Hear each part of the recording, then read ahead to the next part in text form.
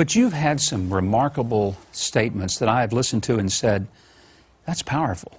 You've talked about the need of this country to pay attention to where we're headed, down a path that really is the equivalent of I think you've used the term, John, civil unrest. Yeah. What do you mean by that?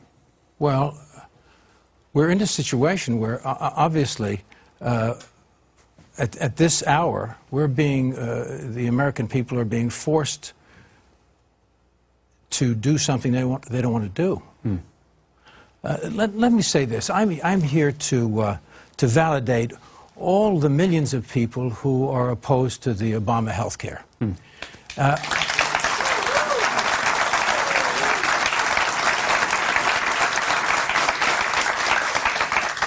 We're witnessing a slow and steady takeover of our true freedoms. We're becoming a socialist nation, and Obama is causing civil unrest in this country.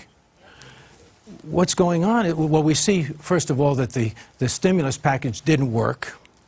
And now we see the government taking over banks. We see the government taking over car companies, insurance. We're being told what cars we can drive, how much we can make. And now they want to take control of our health care and tell us what doctors we can see and what treatments we can have. The people don't want this. They don't want the government into their lives in this way. And they're happy with the health care they have. But it seems that Obama has made this a personal crusade now. And if it's successful, if he brings this off, then it will be his personal triumph. He says, he keeps repeating, this is not about me, this is not about me. He says that, but as we can see, it really is about him, and he's arrogant, and he's adamant that he's going to get this passed no matter what the outcry. And he's trying everything. Even the so-called God card.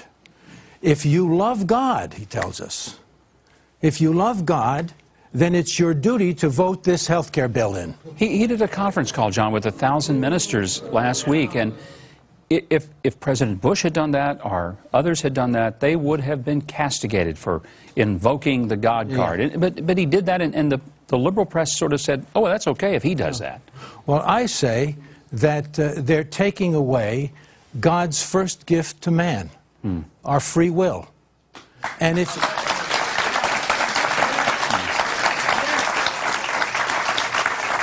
And no man, no matter what his title, even if he's President of the United States, has the consent of God to decide that he's God.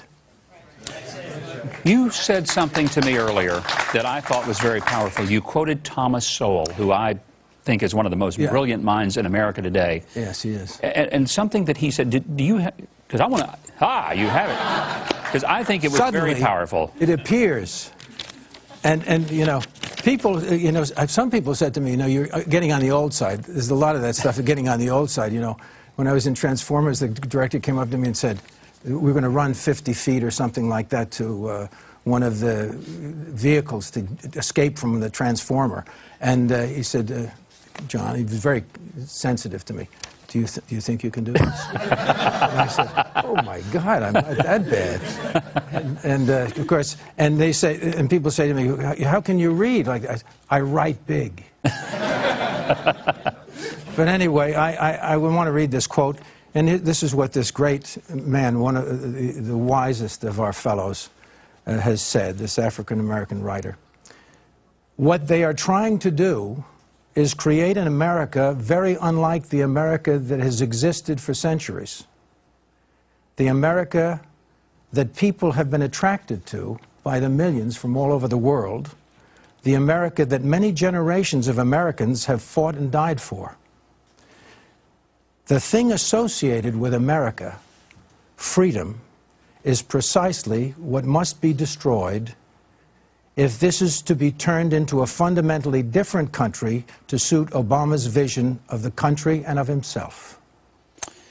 That is a powerful statement. Thomas Sowell, a great thinker and writer. Right. John, I want to say thank you for coming and being here today, especially for your courage.